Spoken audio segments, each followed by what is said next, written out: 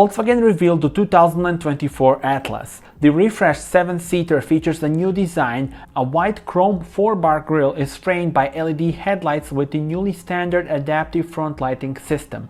On all but base trims, the daytime running lights wrap around the headlights and continue into the illuminated light bar.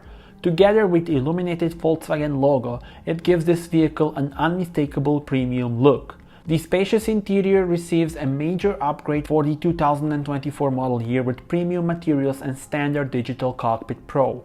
For 2024, the Atlas family will be powered solely by a 4-cylinder turbocharged and direct injection TSI engine producing 269 horsepower. An 8-speed automatic transmission and front-wheel drive are standard, and Volkswagen's 4Motion all-wheel drive system is available across the model lineup. Further details, specifications and pricing will be announced ahead of the launch in early Q3.